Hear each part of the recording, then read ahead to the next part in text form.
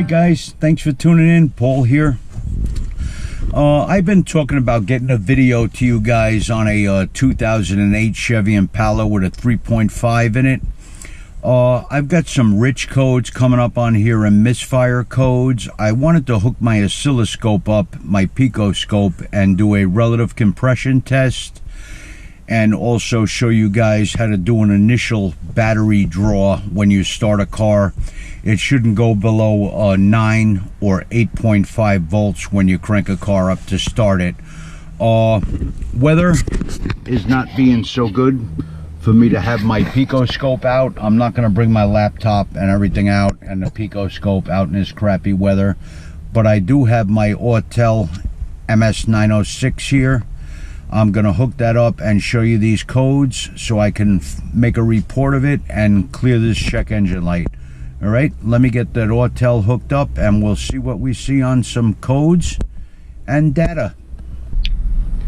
Okay guys, I've got the Autel going. I did an auto scan on there. It got the VIN. All right, I got the Autel going. I'm doing an initial scan on here. This is a flex fuel vehicle. What can happen with some of these, if the alcohol content goes off, that can screw up your fuel trims. So let's see what we have on the engine control module. It says 2 faults.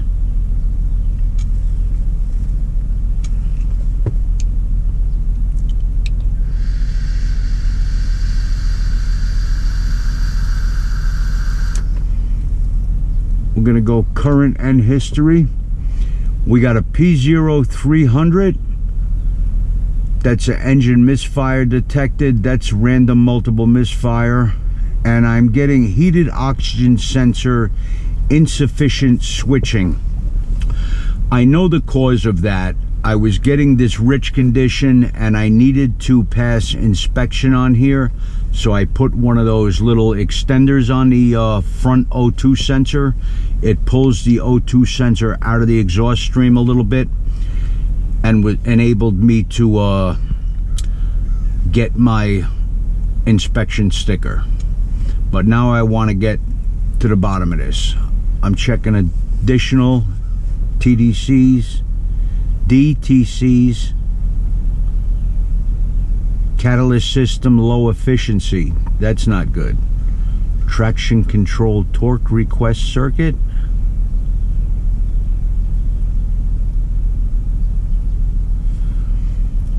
Lost communication with ABS module. I don't have ABS. Camshaft position sensor performance not run.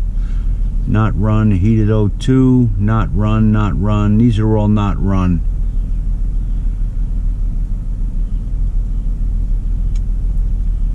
Oh, that's just a list of additional DTCs. That's not what's on here. All right, my mistake.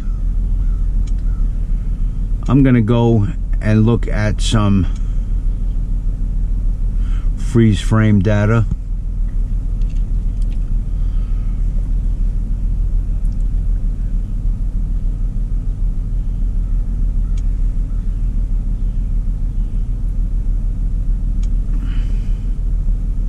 Engine misfire detected. Heated oxygen sensor insufficient switching. I know what that is. And the p0300 engine misfire. So we're not getting the misfire on cylinder 2 this time. Let's go into live data. Engine.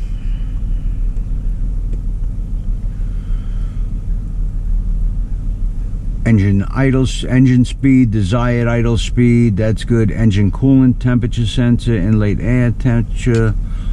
I'm looking for the alcohol content.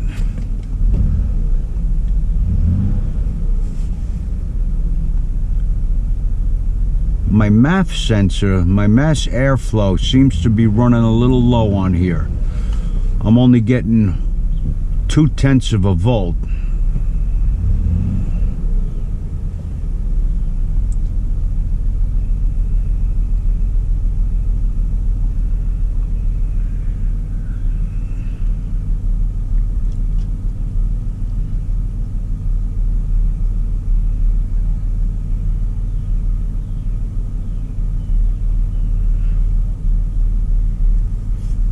O2s are switching right now.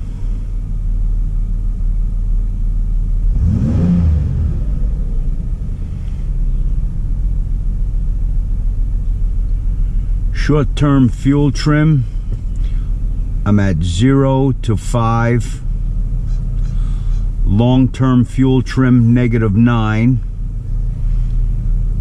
Not great, but it's not enough to trip a check engine light.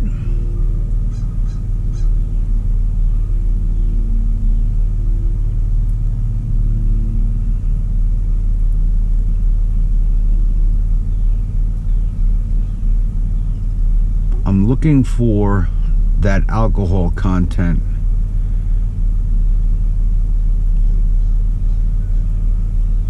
I don't see that in here.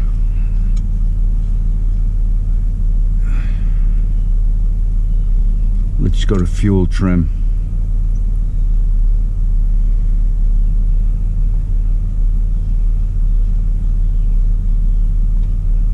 Loop status closed.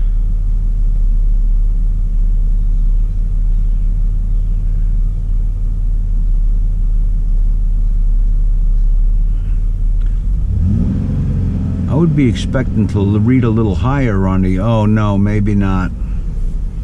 That looks a little low to me on the MAF sensor.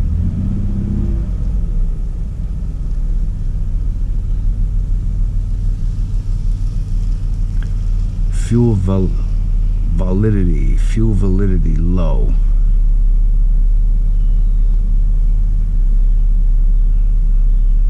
Fuel composition learn, inactive. Fuel alcohol content, I'm reading 0 on here.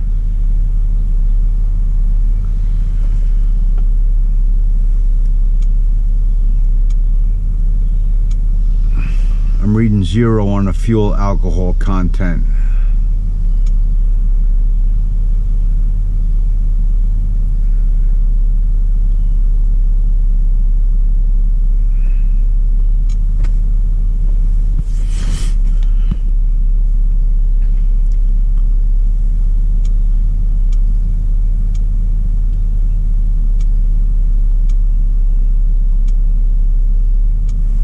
We're graphing the fuel trims here. Top one is my short-term fuel trim. The bottom is my long-term.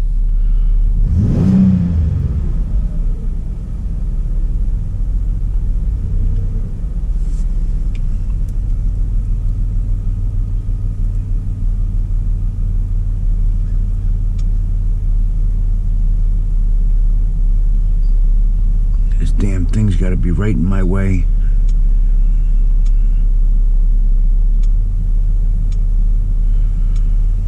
Those are my O2 sensors.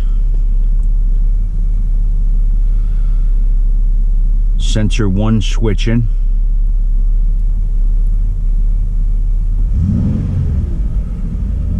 Goes rich when I give it gas. Downstream seems to be functioning.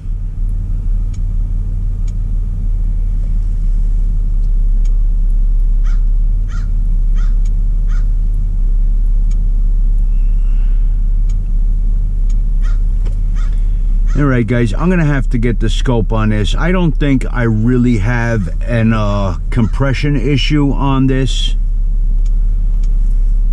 I think it may be an ignition problem. We're gonna have to get the pico scope on here. I'm gonna have to wait till the weather clears up and I can come out here and do the pico scope.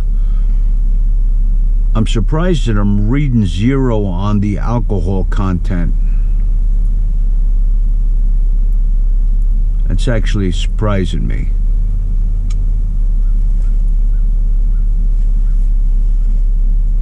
Fuel trim reset.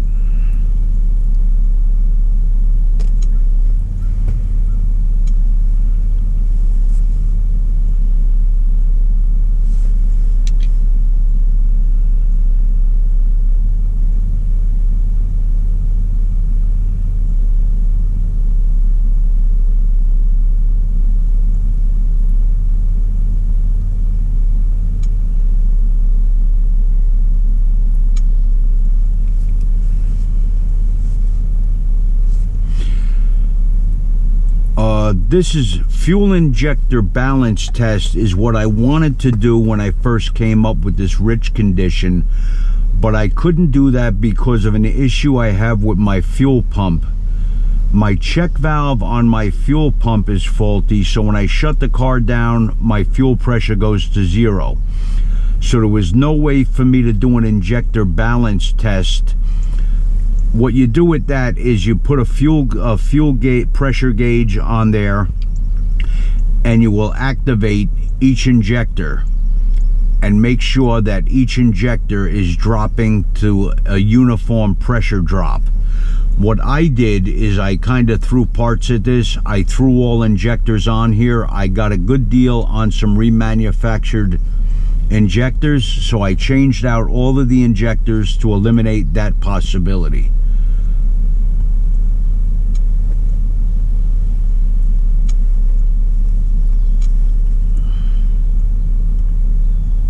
I'm gonna have to fix that gas tank issue. Passenger presence system, one plausible failure. I've never seen that one before. I'm gonna make a report up so I have this data.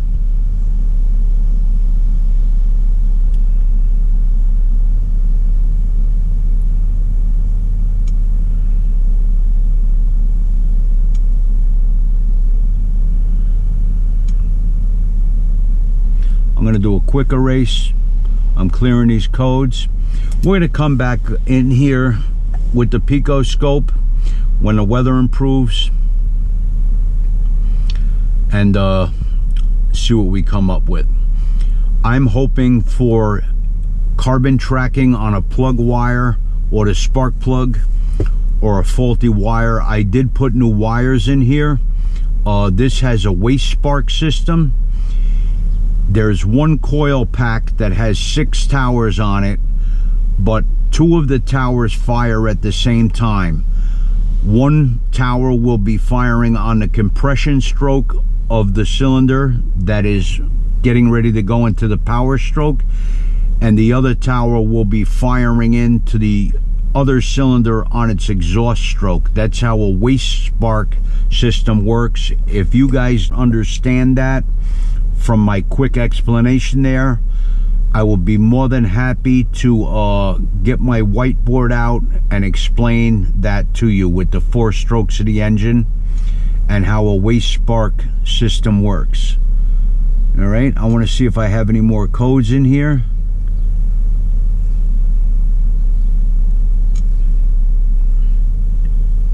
No fault codes detected. We're clear. This could go months before it'll throw a check engine light again. The car does not run horribly. Sometimes I'll feel a little fish bite miss in here. Not a dead miss. But the car is not running quite as smooth as it should. There's just a slightest miss in here. But I don't want my car running with a slight miss at all. I want it running the way it's supposed to, smooth as glass. It's a good engine, is 3.5. I like this car. It's got 160,000 miles on it. Still running strong with this one little issue. But I want to get to the bottom of it. And I hope you guys will come along. I'm sorry if this video was short and disappointing, but sometimes freeze frame data and data doesn't give you all the answers. We need to go with some other test equipment on here to try to get to the bottom line of where this misfire is coming from. I want to take that cheater off of my O2 and have this car running with the O2's normal. With that cheater on there, my engine management system is not able to adjust the fuel trims as quickly as it should be doing so to bring this engine to optimal running conditions with efficiency or power. So I will be back with another video with this. I'm sorry for the delay on this. I know I did promise you guys we were going to get the Pico scope on here, and we will. Anybody wants to comment, I would appreciate it. I do contact anybody that does write me on my channel. And for you guys who already subscribed, thank you. For new viewers, please give a subscribe. It doesn't cost you anything, and it helps get the channel recognized on YouTube. I'm hoping to get 9,000 more subscribers, and we can be somebody. Okay, guys? Remember, take good care of your cars. They'll take good care of you, and most of the time, they won't drive you crazy. All right, guys. We'll be back again soon, I hope. See you then. You guys got to forgive me. I'm old and senile. One of the things we're going to be doing with the Pico scope is we're going to be looking at secondary ignition waveforms to get an idea to see if we can find any discrepancy on number 2 cylinder, because that seems to be the one that does trip a misfire code when I get a p0302, I believe it is. It's that one cylinder. It could be another cylinder next to it. Sometimes the misfire counters are not correct on the cars, but one cylinder is getting that fish bite. It's not random all over the place, but the car is tripping a random multiple misfire. That's been a regular on that, but I really do want to get to the bottom of this, and I hope you guys will join me and we can diagnose this together. Check out Diagnose Dan's channel, excellent, and also check out Scanner Danner. He's been my mentor. I've been watching a lot of his videos, and I've learned a lot from the guy. Excellent instructor. He teaches out of a technical college in Pennsylvania. So check out Scanner Danner and Diagnose Dan, okay? Tell him I asked him to give me a shout out. I'd appreciate it. Bye-bye.